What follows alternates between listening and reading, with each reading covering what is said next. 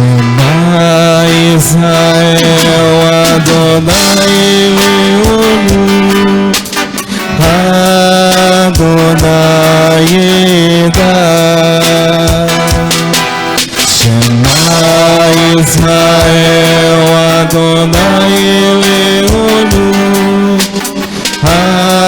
Adonai Echad. Escuta, Israel, o Senhor é nosso Deus, é o Senhor.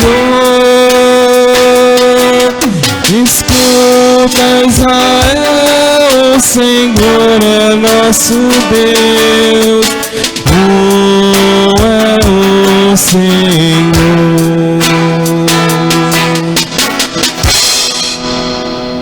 O Senhor esteja convosco.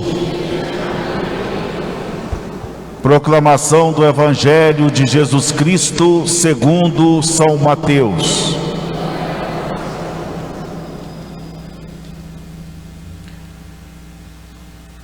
Naquele tempo, os fariseus fizeram um plano para apanhar Jesus em alguma palavra. Então mandaram seus discípulos, junto com alguns do partido de Herodes, para dizerem a Jesus: Mestre, sabemos que és verdadeiro e que de fato ensinas o caminho de Deus. Não te deixes influenciar pela opinião dos outros, pois não julgas um homem pelas aparências. Dize-nos, pois, o que pensas. É lícito ou não pagar imposto a César?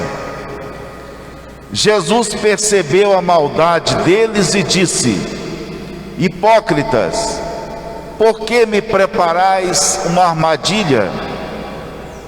Mostrai-me a moeda do imposto. Levaram-lhe então a moeda. E Jesus disse: De quem é a figura e a inscrição desta moeda? Eles responderam: De César.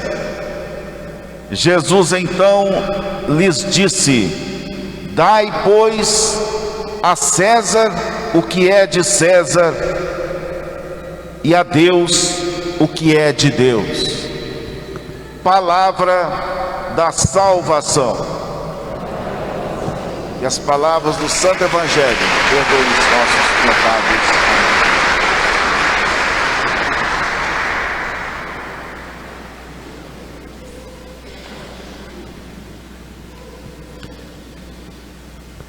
Meus irmãos e irmãs, eis aqui nessas leituras de hoje uma bela reflexão sobre Deus, sobre o seu poder, sobre a sua abrangência. Esse Deus que muita gente pode achar que é um Deus de alguma organização e como tal ele é fechado naquela gaiola, não age nos outros. Está havendo uma polêmica muito forte aí, e nós temos que rezar muito pelo Papa Francisco, como é que ele aguenta enfrentar esse povo barulhento, ultraconservador, dizendo aí que primeiro que o Papa é comunista, que o Papa é maçom, que o Papa não sei o que, tudo eles falam que ele é, né? Menos Papa. Eles nem falam o nome dele, eles falam Bergoglio. E agora essa última encíclica dele, gente, o que há, eu pergunto a vocês, o que há de errado em falar que todos somos irmãos e a gente deve respeitar todas as religiões, todas as pessoas? Eu sinceramente, eu chego num momento que eu passo a não entender a humanidade mais, porque tudo aquilo que a gente aprendeu como bom, hoje diz que não é mais, né? E tem um cardeal aí dizendo que não, nós somos irmãos, nós somos da família de Jesus pelo batismo. E quem não é católico, não é batizado, não é irmão, não.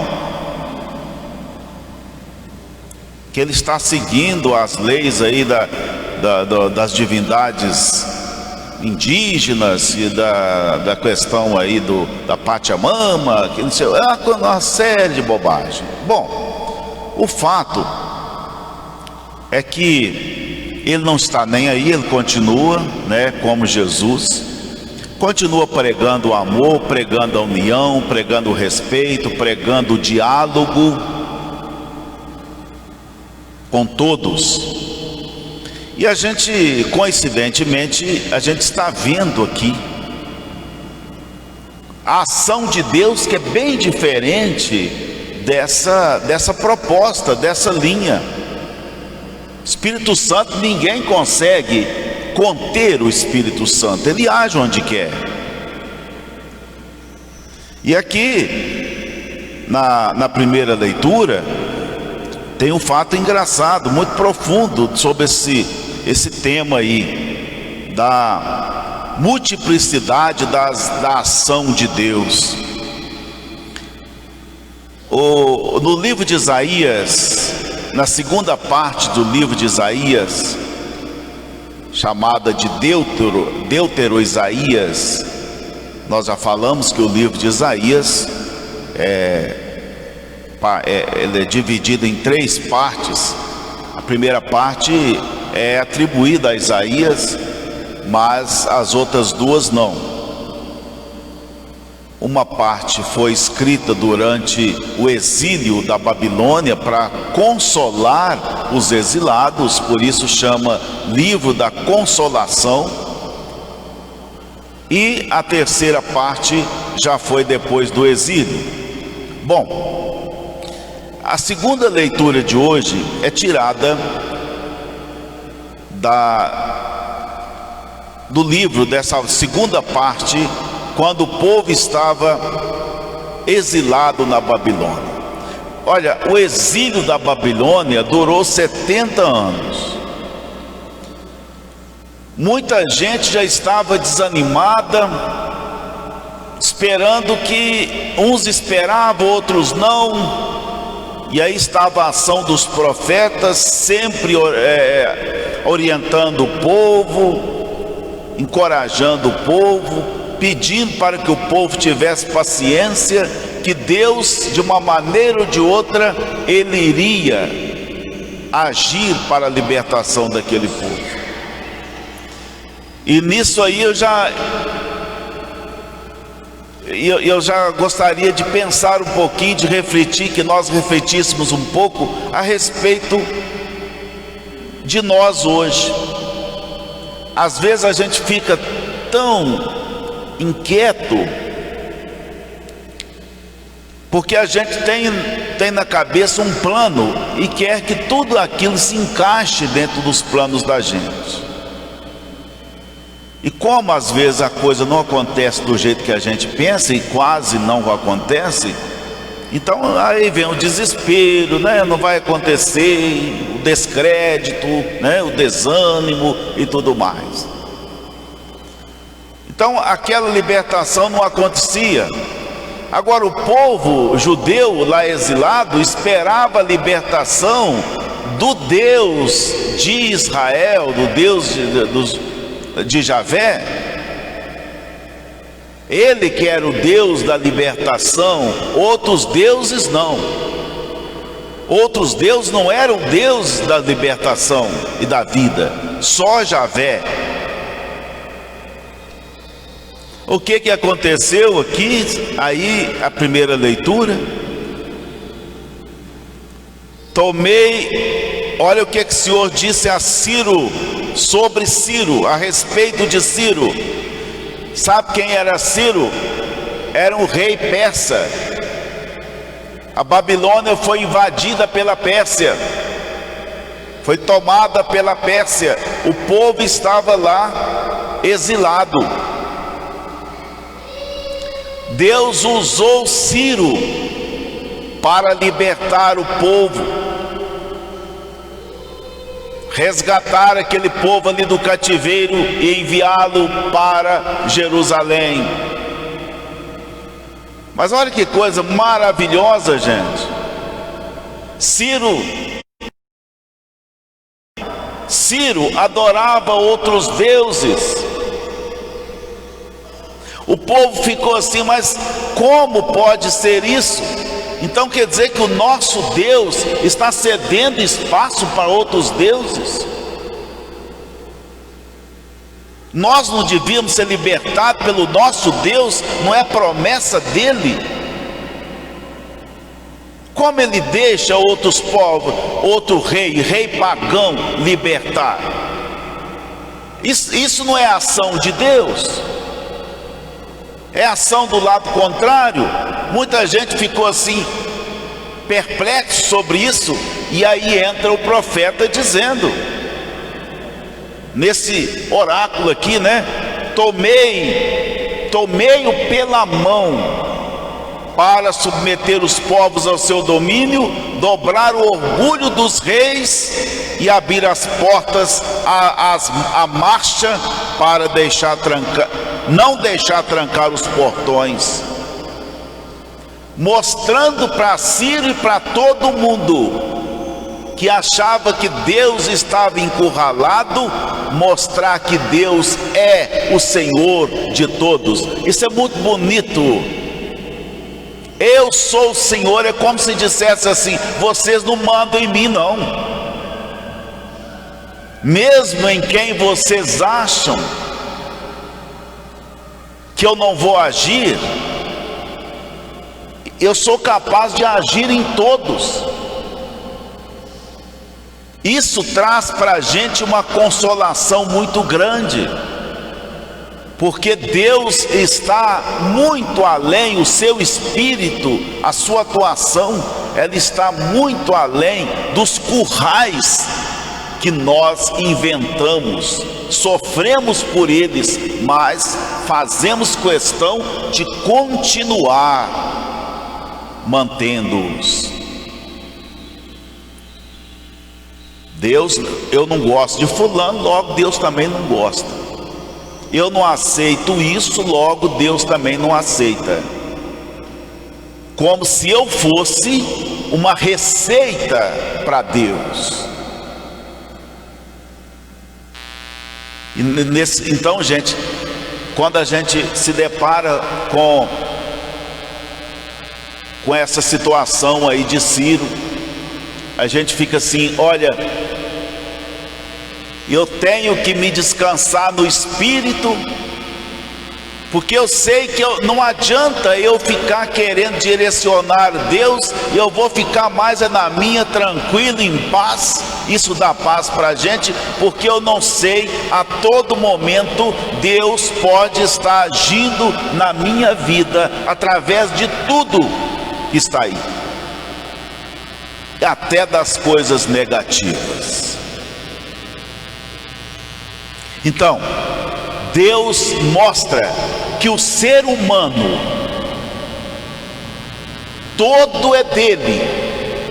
Ele pode agir em todos os seres humanos, independente de religião, independente de qualquer coisa. Deus está agindo. Muitos de nós podemos dizer assim: fulano não é da minha igreja, portanto eu não me aproximo dele. Aí o Senhor pode dizer assim: mas ele é meu. Ele pode não ser seu, mas ele é meu. Eu ajo nele a todo momento, e você não vai mandar na minha ação. Ele pode ser instrumento meu, às vezes não é instrumento seu, porque você tem preconceito. Não, mas ele é meu instrumento. Eu não posso entregá-lo a outros deuses. Eu ajo nele, porque é meu, é minha criação. E essa lógica a gente então vai ver no Evangelho. Quando os herodianos, o pessoal do partido de Herodes, fez um conchavo, uma aliança com as autoridades judaicas para prender Jesus, porque Jesus incomodava com a sua mensagem, incomodava tanto as autoridades judaicas como as autoridades romanas, colocava em risco todos aqueles que aproximam-se dos pequenos, aqueles que abrem a cabeça, aqueles que fazem pensar, aqueles que querem ajudam no processo de libertação. Pode ter certeza que não é bem visto pelas autoridades, que querem outra coisa. Bom, então, o que aconteceu aqui? Fizeram uma tramóiazinha, elogiaram bem Jesus, mestre, sabemos que o Senhor é verdadeiro, etc, etc, etc, para chegar nele, e chegaram com uma moeda para perguntar: olha aqui, nós devemos ou não pagar imposto a César? Só para vocês entenderem, o imposto que o Império Romano cobrava do povo judeu era muito alto, porque senão eles não podiam nem praticar a sua fé ali naquele território que era romano. Muita gente, sobretudo os pobres, eram massacrados por causa disso. Todo mundo tinha que pagar esse imposto. Aí vieram com aquela moeda: nós devemos ou não pagar imposto? Olha aqui a armadilha. Se Jesus dissesse assim: não, vocês não devem, vocês devem pagar o imposto, ele iria criar uma grande confusão, porque o imposto oprimia os simples, os desvalidos. Então, Jesus veio para libertar a vida daquele povo, todo mundo que estava oprimido. Ele iria então aplaudir, confirmar algo que oprimia o povo tanto como aquele imposto. Então, se ele falasse que sim, era isso, estava contra o povo. Se ele falasse que não, pior ainda, porque aí era uma coisa, era uma prova explícita que dava motivo para que os romanos mandassem prender Jesus. Ele então tranquilamente mandou: me dá a moeda. De quem é essa figura que está na moeda? É de César. Então ele diz: dai a César o que é de César, a Deus o que é de Deus. O que significa isso? O imposto deve ser pago. O imposto, quando pago, ele é ele é por causa da cidadania que deve ser cumprida. Todo mundo, por exemplo, nós todos pagamos impostos. Isso faz parte da organização humana, né? Da política humana. Mas o ser humano não pode ser escravo daquela autoridade. Ele não pode usar do imposto para danificar a vida, porque a vida não é de César. Entendeu? Dê a ele o que é dele. O imposto é dele, mas a sua vida não é dele. A vida do ser humano não é dele. Ele não tem o direito. Para o imposto é uma coisa, escravizar o povo pelo imposto é outra. Isso que está nessas palavras de Jesus. O ser humano não é de César. o ser humano é de Deus. Voltando então lá na primeira leitura. Eu sou o Senhor, não há outro Deus além de mim. E aquele que se deixa dominar por qualquer coisa que não seja de Deus, ele está indo contra essa palavra. Ele está adorando, ele está se entregando a outros deuses. E isso serve muito para a gente refletir hoje sobre essa escravidão do consumo do dinheiro. O dinheiro é necessário, sim. O imposto é necessário, sim. Os bens são necessários, sim, desde que haja esse equilíbrio para que a vida não seja maltratada. A vida precisa do dinheiro,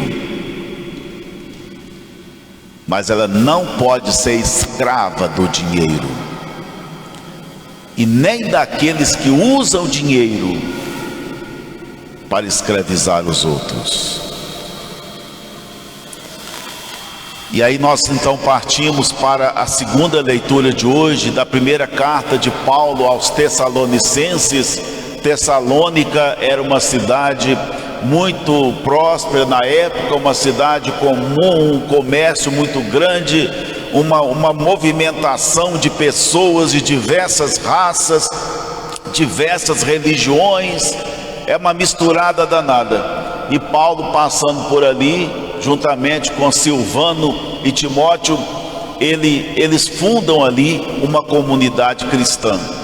E Paulo começa então a fazer o seu trabalho ali do evangelho. Com pouco tempo ele tem que sair ali, porque uma colônia judaica deu de cima dele e acusando, achando que ele estava contra o governo, né, contra o imperador. E aí foi uma confusão danada. Eu sei que Paulo teve que sair de Tessalônica sem dar continuidade ao seu trabalho ali. Passado algum tempo, ele pede a Timóteo que fosse à cidade para ver o que tinha acontecido, se aquilo que ele pregou lá, o trabalho que ele fez, tinha alguma coisa ainda, ou se tinha acabado totalmente. Para a surpresa de Paulo, os tessalonicenses continuaram fiéis ao evangelho que Paulo, ainda que pouco tempo pregou ali, eles continuaram fiéis. E Paulo então fica alegre, escreve essa carta, né, dando graças a Deus por isso, dizendo que eles foram capazes de escolher Jesus Cristo, mesmo diante de todas as ameaças em contrário. Essa mensagem da carta aos Tessalonicenses, meu irmão, minha irmã, essa mensagem é para nós também. Nós vivemos uma mistura muito grande, cada um fala uma coisa, um persegue de lá, é gente conservadora de um lado, gente no outro, é uma confusão em nome de religião, é uns maltratando os outros, diminuindo os outros, criticando os outros, em nome de Deus, em nome de religião, não é? É preciso ver que a nossa orientação é Jesus, e Jesus veio como o Messias, o nosso libertador, para mostrar que nós não podemos ter outros deuses, outras garantias, nem deixarmos nos manipular por quem quer que seja. A nossa vida deve ser entregue a Deus, porque Ele é único, e todos nós devemos conviver com todos, mas sem perder o foco que é Jesus Cristo. Eu vim para que todos tenham vida e a tenham em abundância. E pode ter certeza que mesmo aqueles que não professam de forma direta o nome de Jesus, mas se eles fazem bem a vida, se eles lutam para que a vida seja libertada, ou fazem qualquer coisa boa em favor da vida, pode ter certeza, ali Deus está agindo. Alegria nossa, que o nosso Deus não tem cabeça fechada como a nossa. O nosso Deus é de todos, age em todos, para mostrar exatamente que Ele não tem limites. Não adianta a gente querer colocar limite em Deus, porque não tem, né? Deus está presente. Louvado seja nosso Senhor Jesus Cristo.